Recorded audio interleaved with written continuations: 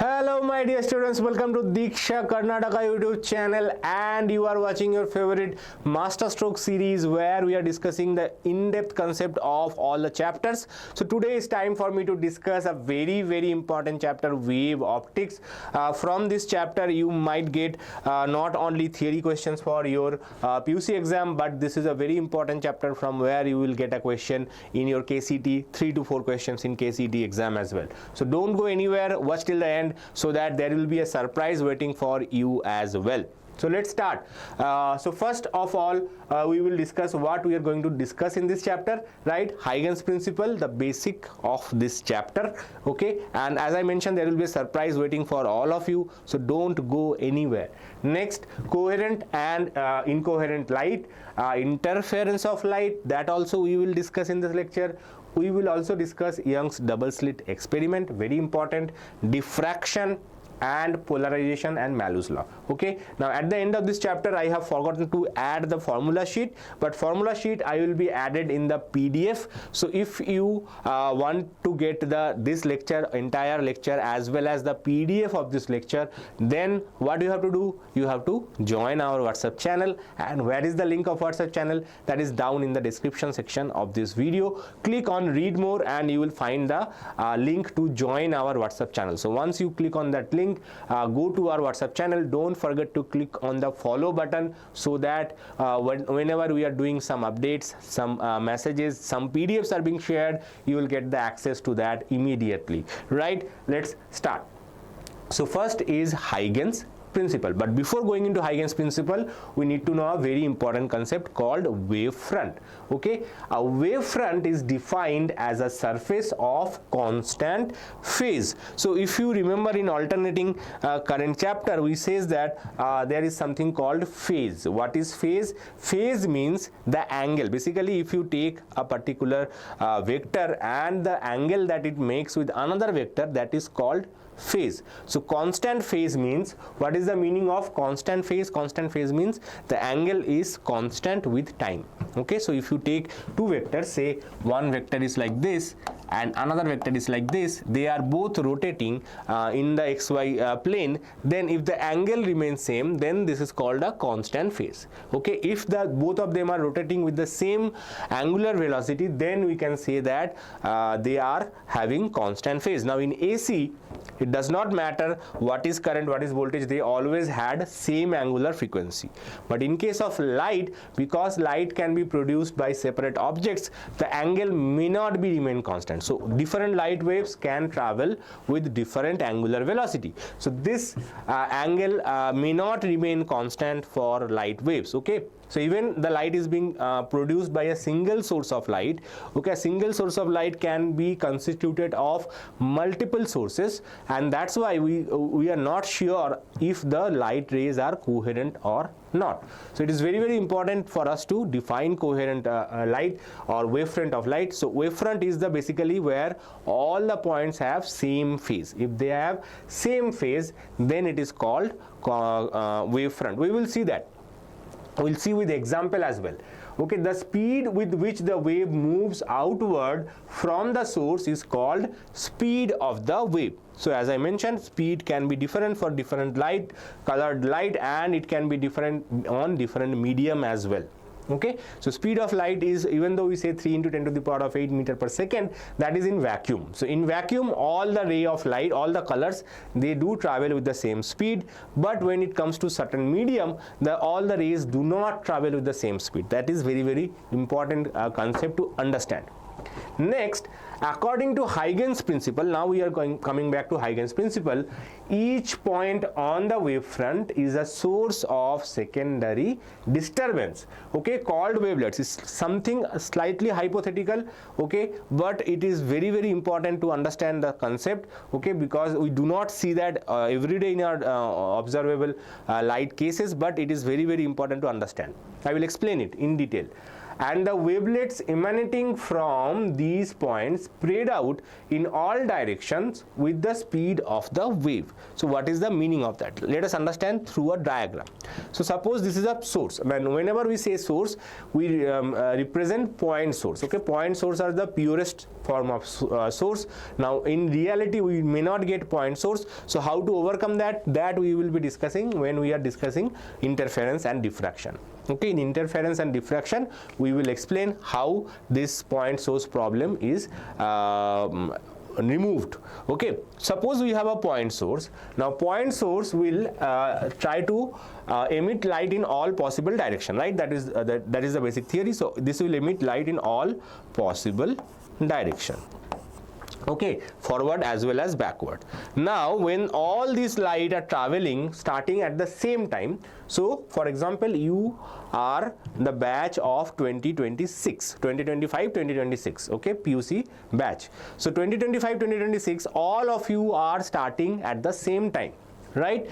Now in down the line, no matter what happens, okay, you will all will still be batch of 2025 2026, right? So these all are rays that I am showing over here, they are all the batch of 2025 2026. Imagine.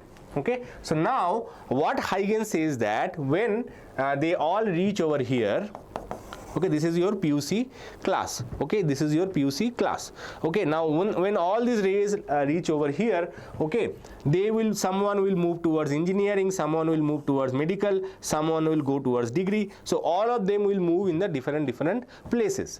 Okay, but still when you guys meet for a reunion, then you will still be on the same batch of 25-26. So that is the major thing. And when you join all the common tangent, this will represent the wavefront. So wavefront means the phase difference, as I mentioned. If the phase difference in this particular case, phase difference is 0, okay, and wavefront actually where phase difference is 0. There is no phase angle present. If the phase difference is 0, then they are called wavefront. So this is a wavefront. The wavefront of obviously batch 25-26. Okay, now what Huygens principle is saying that now from here onwards, okay, everyone, again suppose 5 of your friends moved together up to this point. Some of you will go for some job, say in a company A, some of you will go to company B, some of you will go to company C. Now if you take the common tangent, these are called secondary wavelets. These are called secondary wavelets. This is also the source of secondary wavelets. So basically it is saying that this point is a source of secondary wavelets. That means the ray of light which is reaching over here, they also behaving like a point source. They are also behaving like a point source. So if they are also behaving like a point source, then light ray will travel in all possible direction. That is the major thing about point source, right? Light will travel in the forward direction as well as in the backward direction. Okay, and some ray will come back as well. Okay, now if you draw the previous tangent, you will get the previous wavefront, and if you move ahead and take the common tangent to all of them, you will get the next wavefront. Okay, so this is your college life. This is your college life, means PUC college life. This is your engineering college life, and this is future career life. Okay, but when again when you sit together, you will still be batch of 25-26. Isn't it amazing? So that is the Huygens principle. Now in real life, how do we see this? So if you drop a stone into a water, we all have done in our childhood, right? So there is a pond of water, we throw some stone into the lake, right? There is some waves created inside that lake. Now that is basically, these are those waves. Okay, so these are the same wavefront, and as if the wave is progressing, we feel that top portion actually moving forward. Okay, and that is the same wavefront. This is the example of real life wavefront. Okay, now there is a drawback of Huygens principle. The main drawback is the backward position of light. We do not see that. Okay, this one we do not observe. We only observe the forward one. So in future, so this is basically not complete. One more person came in future called Fresnel. He corrected Huygens principle, and that is called Huygens-Fresnel principle. But very much in line with this, even the formula was slightly corrected, otherwise the concept remains same. Now these wavefront actually travels with the same speed of light. So these are the wavefront, they will also travel in the same speed of light. Okay, whatever speed of light was there from here to here or from here to here, these wavelets will also travel in the same speed. And wavelet means the children of wave. Okay, you can say children of waves. So these are all children of waves, and then again they will meet up at the same place.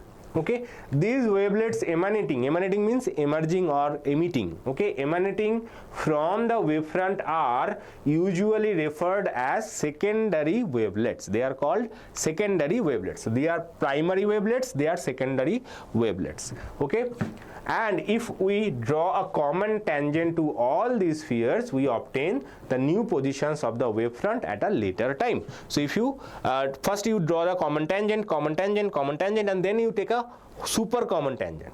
Okay, this super common tangent will give the wavefront at a later time. Clear? Let's move on to a question. When light propagates through a given homogeneous medium, the velocities of primary wavefronts are lesser than those in the secondary wavelet. Okay, primary wavefronts are greater than or equal to those of secondary wavelets. Primary wavefront and wavelets are equal.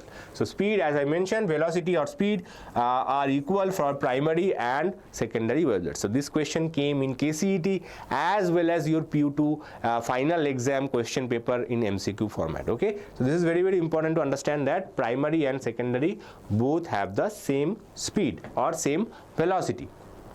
Now before I continue, if you want to practice more such questions, many important questions in the form of mock test, then ABHYAS KCET 2026 mock test is here, and here you will get 35 KCET tests and as well as free of cost chapter wise KCET PYQs in the form of a quiz. So you will get the quiz of the chapter. Suppose you are studying wave optics right now, you want to practice KCET previous year paper, previous year questions from this chapter last 10 years, then you just go into our app, go into the previous year question quiz, open it, select wave optics, and you will get all the questions from there. Okay, you can answer them, you can check whether your answers are correct or not. Okay, so everything will be given in this ABHYAS KCET test series, and it is absolutely free of cost. Why I am saying free of cost? Because the price of 1499 was same as last year. We have not increased the price,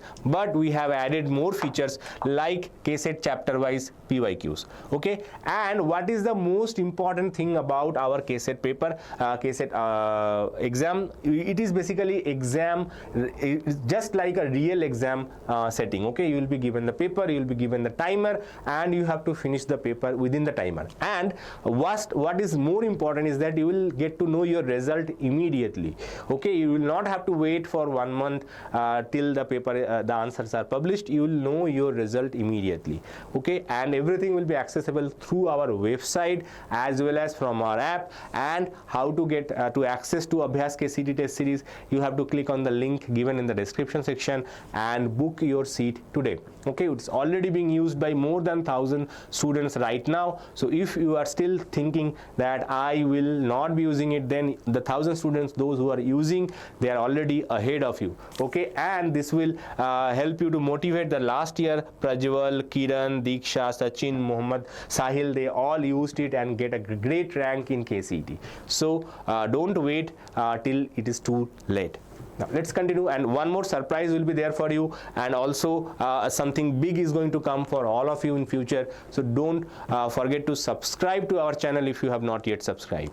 Right now, coherent and incoherent sources of light. So as I am saying that there are a few cases when light rays travel with different speed. If the light rays are traveling at different speed, basically they are called incoherent sources of light. Coherent sources means the phase difference is fixed. So let's see. The phase difference between the displacement produced by each of the waves does not change with time. So for example, when I was mentioning that there is a wave, there is another wave, if the phase difference between these two waves are fixed over time, okay, both of them are moving with the same angular frequency. If both of them are moving with same angular frequency, then they are called coherent sources of light. Okay, we have learned about our wave equation in our class 11th. So same wave equation you can apply for light as well, and we also have learned about wave equation in EM waves chapter, right? So the same wave equation is applicable for this wave optics chapter as well, and every wave has their angular frequency, and if the angular frequency is same for both the waves, so both of them are rotating with a fixed angle between them, then it is called coherent sources. But if angular frequency of say wave 1 is more than that of wave 2, then the angle between them will change over time. So phase angle between them will change over time, and if they are changing over time, they are called incoherent sources. 99.99% of the sources of light that we see in our day-to-day life are incoherent, they are not coherent. Okay, now there are no phase relation between the two waves. If there is no phase relation, then it is called incoherent sources. Very common example, you take any light, this is incoherent. Okay, how to make coherent, as I will explain in the Young's double slit and interference portion. Light waves coming out of two independent sources of light will not have any fixed phase relationship and would be incoherent. So if you take two torches, switch them on, two mobile torches, switch them on, they are considered to be incoherent. Even not a point source, if the object is not a point source, that is any source of light, they will emit more than one waves from this same source, and those two waves will also be incoherent. Okay, not only two different sources, one single source will also produce incoherent sources of light, except for example laser light. If you are using a laser light, laser beam consists of multiple waves, and all these waves have a fixed phase relation, and that's why they are considered coherent sources. So if they ask you what is coherent source, give one example. The example will be laser beam or laser light. Okay, so coherent source, phase difference is constant over time, does not change. Okay, displacement and displacement produced by each of the waves does not change with time, then it is called coherent source. Now interference of light. What is interference of light? A phenomenon that occurs when two or more light waves interact with each other, causing the combined amplitudes of the wave to increase or decrease. It is not only any waves, coherent, it should be coherent light sources. Okay, so interference is observed only in coherent light sources, it is not observable for incoherent light sources. For example, here we have two sources, S1 and S2, and they are basically interfering at this point P. So at this point P, what happens there? Intensity changes based on the distance from the center, the intensity of light changes, and that is called interference of light. Okay. Now at a particular point in a medium, the resultant displacement produced by a number of waves is the vector sum of the displacements produced by the wave. So we know that wave is represented like this. Suppose this is a wave, this is another wave. So what do we see that at this point, when the wave number 1 is maximum, wave number 2 is minimum. Similarly, when the wave number 2 is minimum, wave number 2 is maximum. So this is wave number 1, this is wave number 2. So what do we get? This is maximum, this is minimum, this is minimum, this is maximum. Okay, and thus we get these two waves will completely destroy each other and we'll get a flat line. So this is called destructive interference. Interference can be constructive and destructive. Now displacement means this is the displacement. So at each and every point the displacement is different, and based on the position the displacement can add with each other or can destroy each other, and that is basically following the superposition principle. Okay, suppose we have one wave given by y1 is equal to a1 sin omega t. This is not the wave, this is the equation of displacement at a point. Okay, wave will also have a minus kz term. Okay, so as you can see, minus kz term is missing. It's just this displacement, how the displacement is varying at a particular point. Suppose another displacement is given by y2 is equal to a2 sin omega t plus phi. Phi is the phase difference, and the resultant amplitude is given by simple vector addition formula, a1 square plus a2 square plus 2a1 a2 cos phi. Okay, this is the resultant displacement of the resultant wave. Now resultant intensity is proportional to square of the amplitude. So basically it is a1 square plus a2 square plus 2a1 a2 cos phi. Okay.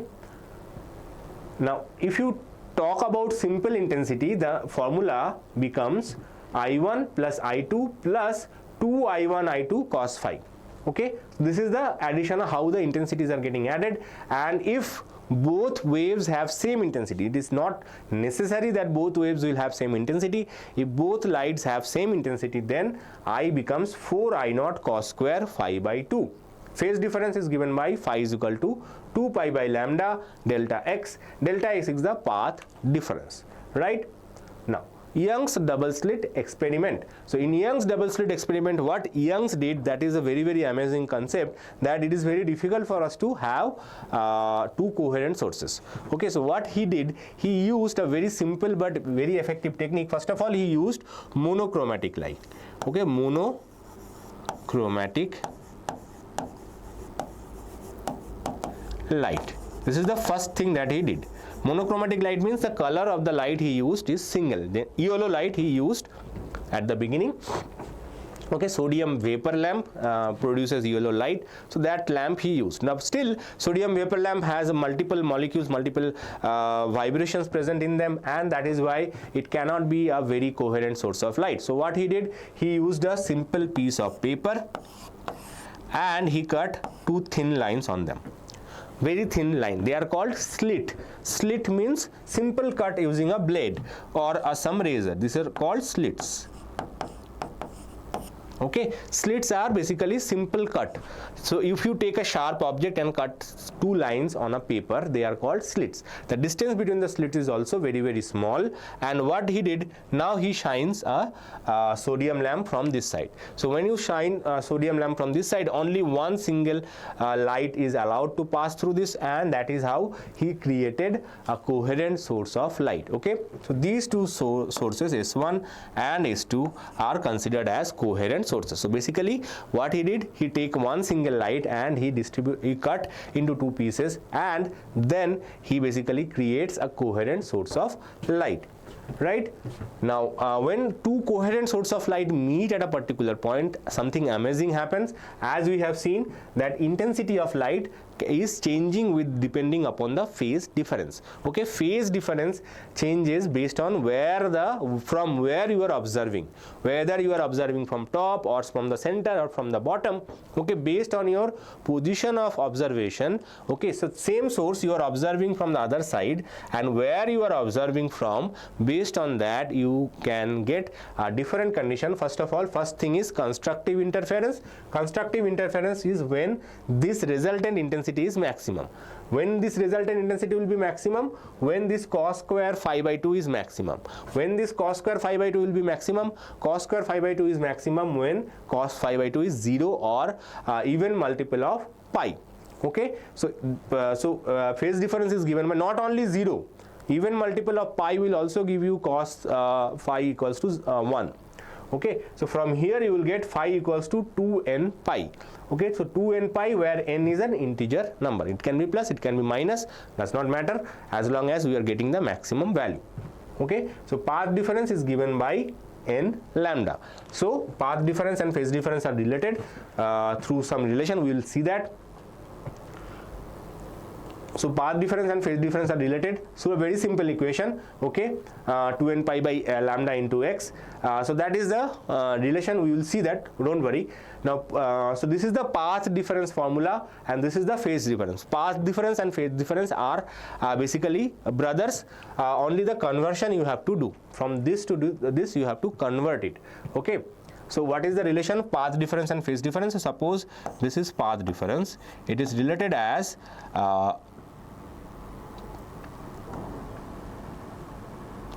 delta phi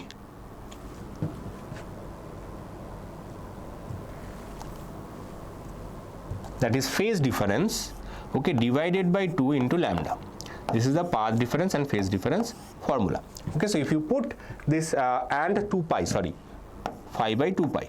So if you put this formula over here, you will see that phi equals to 2n pi, so 2n pi and 2 pi will cancel and you will get n lambda. Okay, so path difference is n lambda and phase difference is 2n pi. Okay, position of the bright fringe. So when you are observing the previous diagram that we have seen, S1, S2, and this is the screen, and where you are observing from, that will determine whether what is the position. So this is the central fringe, this is called central fringe. This is always bright. Central fringe is always bright because both light are meeting at the same distance, so phase difference is 0. So n equals to 0 represents central fringe. So this represents central fringe. So remember, the phase difference is 0 for central fringe. That is why in Young's double slit experiment, central fringe is always bright. So these are all important points for MCQ questions. Now if you take any other position of Nn, Yn, and if you say this is a position of maximum intensity, then maximum intensity is given by n lambda d by d. This is very, very important for any numerical questions. Okay, KCET as well as PUC. Maximum intensity is 4I0. Okay, so this part is 1 for maximum case, so maximum intensity is 4I0. Now let us move on to destructive interference. So destructive interference is path difference equals to n minus half into lambda, okay, and phase difference is 2n minus 1 into pi. So as I mentioned, the formula for phase difference and path difference still remains same. So delta x equals to delta phi by 2 pi into lambda. Okay, so same formula if you use over here, okay, because it is we are saying that n equals to 0, we are starting so n equals to 0 will not be here, it will be starting from plus minus 1. Okay, plus minus 1, it can be plus, it can be minus. Okay, cos of minus theta is minus. So if you put n equals to 1, you will get normal pi means cos phi is cos phi by 2 is pi by 2, so pi by 2 is 0. Okay, it was cos square phi by 2. Okay, so if phi equals to pi, then this will be pi by 2, so the angle will be 0, the cos theta will be 0. So if the cos theta is 0, that means we get a 0 interference. So the maximum intensity was 4I0, the minimum intensity is 0. Okay, and that is called destructive interference. So destructive interference, when the waves are merging together and destroying each other, that is called destructive interference, and when the waves are merging together and give rise to more brightness, that is called constructive interference. So constructive interference gives you more bright spot and destructive interference gives you less bright spot. Okay, now so this is the condition is n minus half lambda d by d. Now let's move on. In Young's double slit experiment, two wavelengths lambda 1 equals to 780 and lambda 2 equals to 520 nanometer are used to obtain interference fringes. If the nth bright fringe due to lambda 1 coincides with n plus 1th bright band due to lambda 2, then the value of n is. So what is the position of nth bright band for a certain wavelength is given by n lambda 1 d by small d. Now obviously these two quantities should remain same. Okay, and what about yn plus 1 for the second wave? Yn plus 1 for the second wave, n plus 1 lambda 2 d by d. Now if you compare these two, so if they are coinciding means they are falling on the same location, then yn must be equals to yn plus 1. So bright band due to first wave and bright band due to the second wave, but a higher order, they are coinciding. If they are coinciding, then these two must be equal. So n lambda 1 d divided by small d equals to n plus 1 lambda 2 d divided by small d. So they are cancelled and you get n into, now what is lambda 1? Lambda 1 is 780 and what is lambda 2? Lambda 2 is 520. So 0 0 cancels and we get 4 13s are 52 and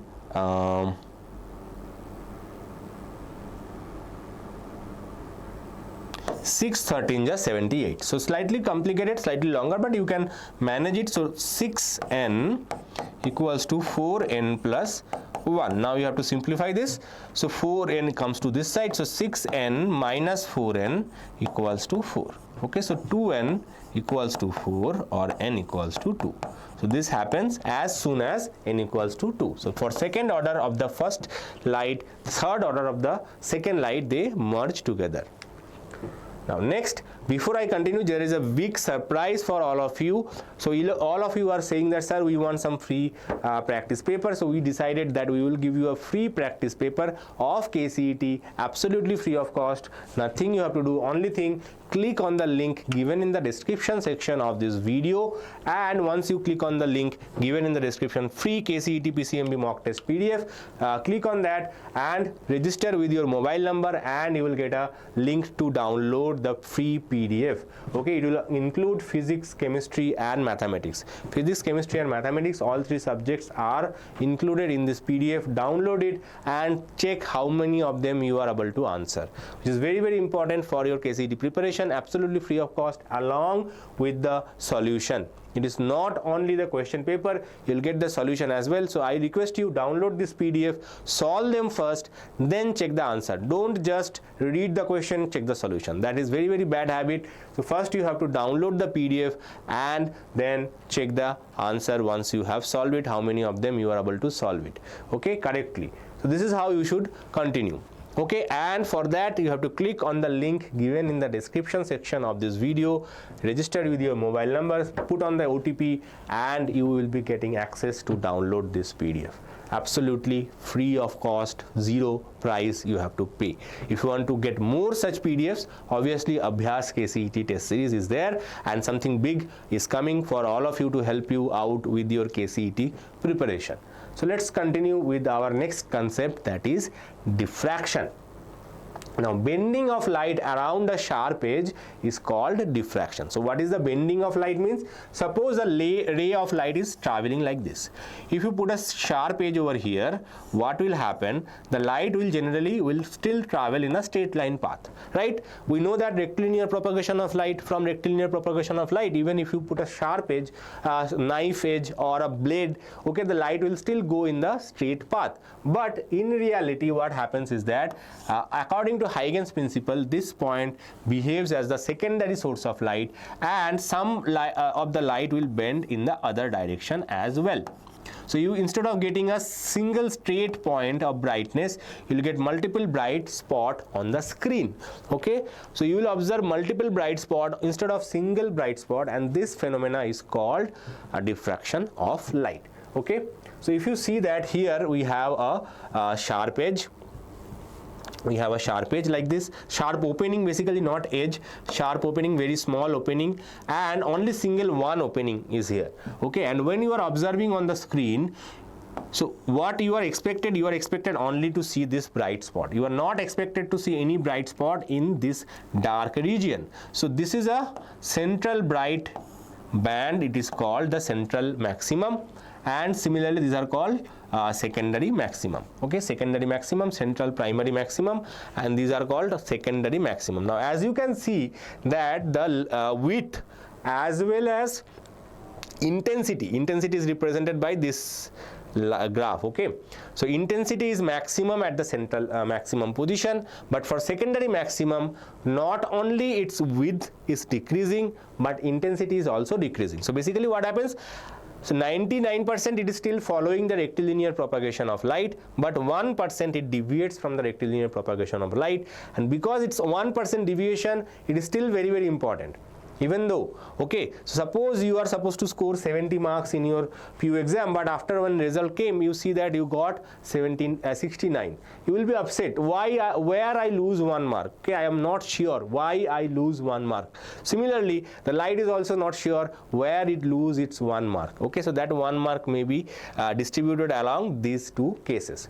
Okay, so light rays slightly shifted in this case and in upper case as well. So this is called diffraction of light.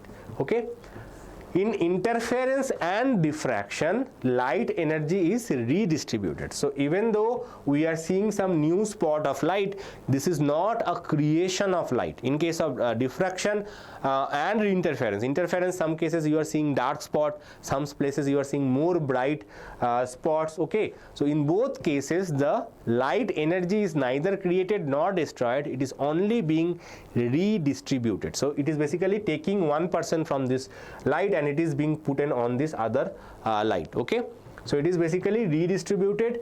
If it reduces one region producing a dark fringe, it increases in another region producing bright fringe. There is no gain or loss of energy, which is consistent with the principle of conservation of energy. Okay, so basically there is a question they might ask that in interference and diffraction, is there a loss of energy? It is not loss of energy, it is just a redistribution of energy. Here is a real life example of diffraction. As you can see, this is the central bright spot which is brighter and very wide, and as you are moving on both sides of this bright spot, the intensity and size both are reducing. Okay, so this is this much big and super bright, but when you are moving from here, the brightness decreases, the size also decreases, and size keep on decreasing, the brightness keep on decreasing, and after some time this is completely vanished. Okay, so this is a real life experimental image of diffraction of light using red light. Okay, red laser light is used to observe this diffraction pattern.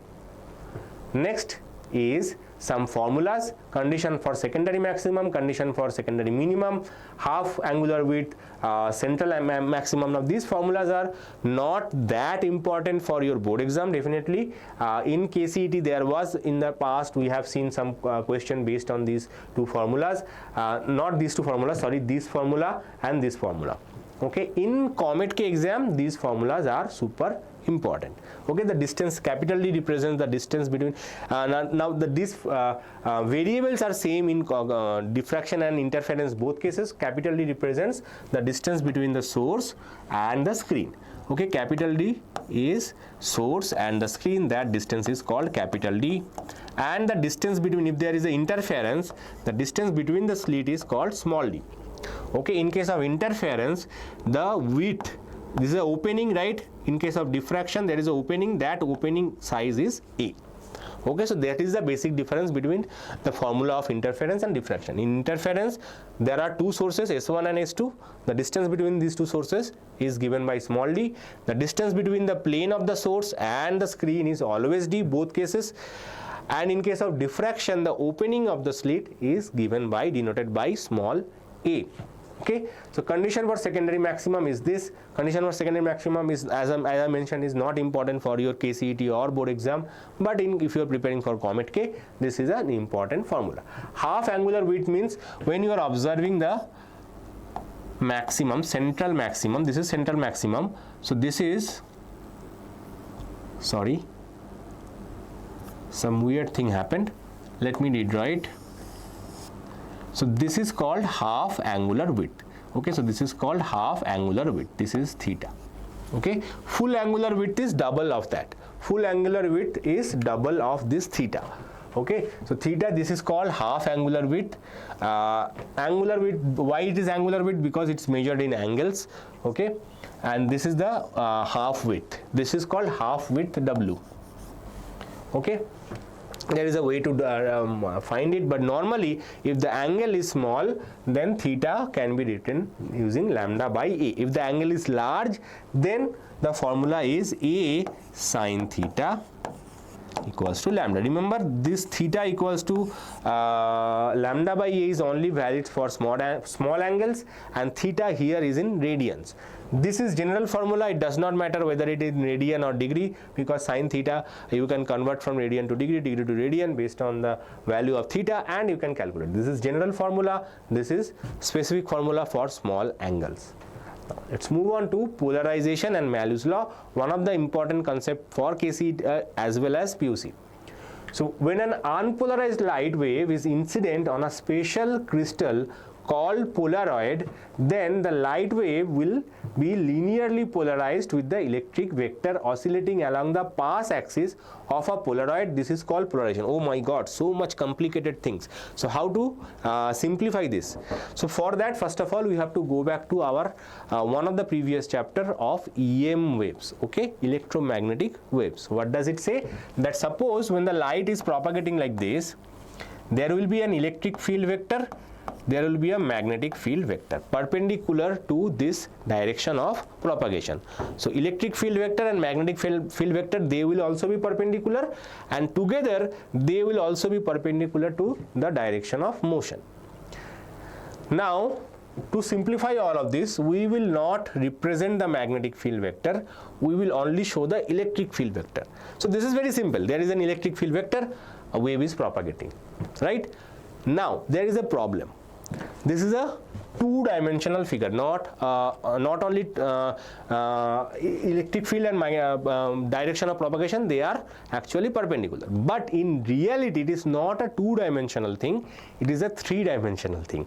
So that is why this is little bit complicated. So in three-dimensional plane, you can make multiple perpendiculars, all of which are actually perpendicular to this direction of propagation, and they can also contribute towards the propagation of light in the same direction.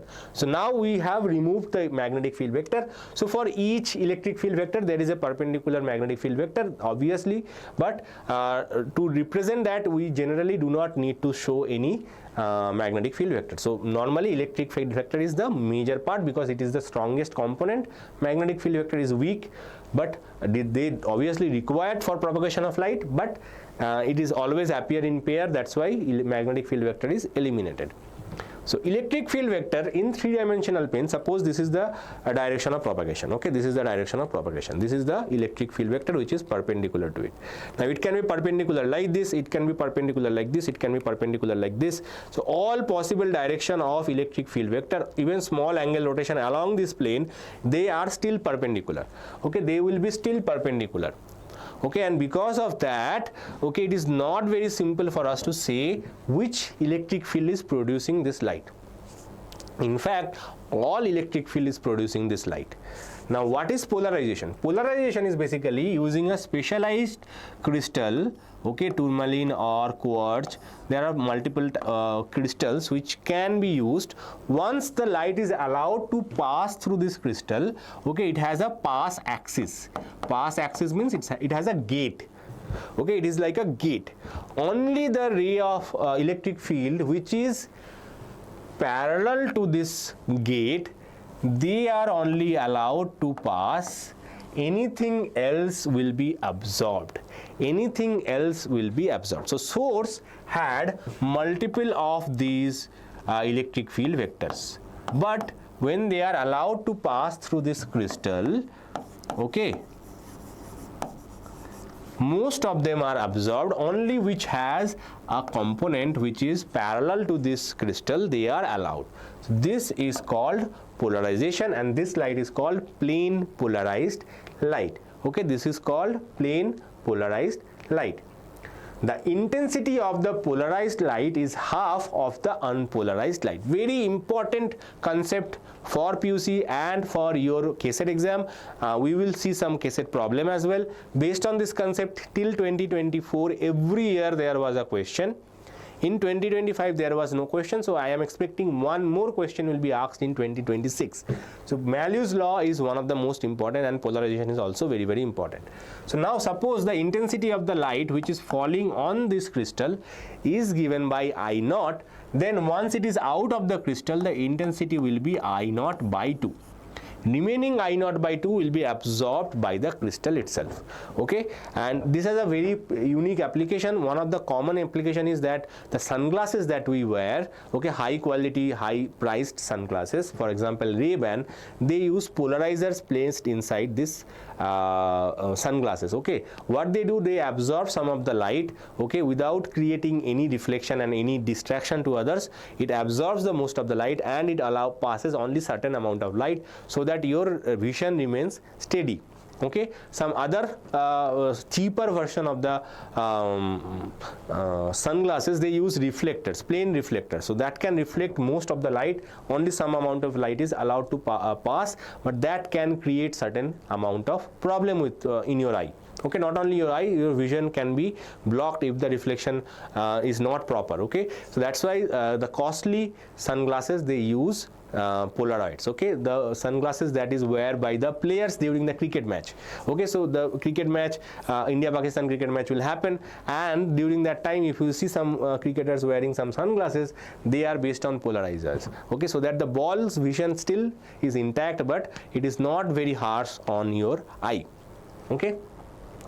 Polarization of light proves that light is a transverse wave. Polarization is only property of transverse wave, because as you can see, electric field and magnetic field both are involved here. Electric field and magnetic field both are vibrating in the plane perpendicular to the propagation of light. So that is basically the property, the main characteristic of transverse wave.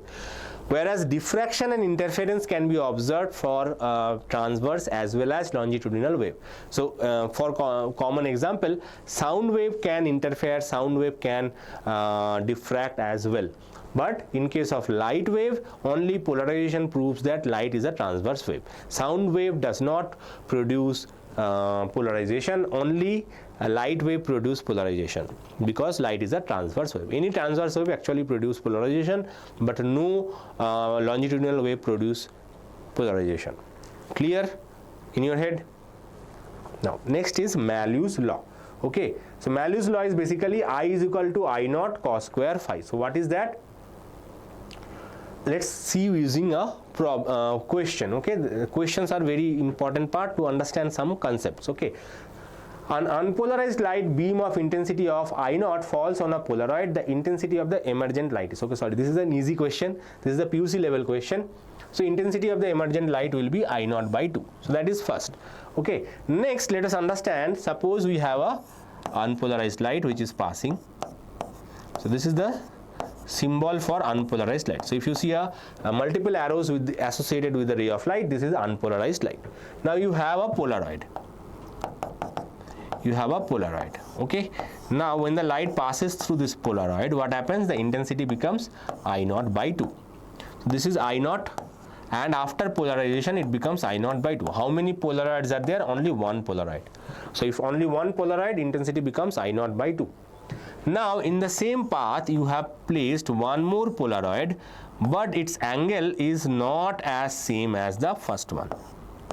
Okay, it is making an angle with the first axis, say with an angle theta. Will all the rays will be absorbed? Because the axis is not matching. So what will happen to that? In that case, Malus says that no, all the rays will not be absorbed, so intensity will not be 0, but intensity of the emergent light here will be I naught by 2. That is the intensity of the light which is coming out, falling on this Polaroid, into cos square theta. Okay, so this is the Malus law. So this angle, based on this angle, you can find the final emergent intensity. Now based on this concept, multiple Polaroid based concept is very common in KCET. As I mentioned, till 2024 every year multiple Polaroid based questions came. It was excluded in 2025. So I am expecting once more this concept will be asked in your KCET paper. Now if you want to know more about KCET exam and everything, then you have to subscribe to our channel. The link of subscription obviously get there. Click on the subscription if you have not yet subscribed, and if you have any doubts, any questions, don't forget to mention that in the comment section below. I'll be back with a new Masterstroke chapter very soon. Till then, bye.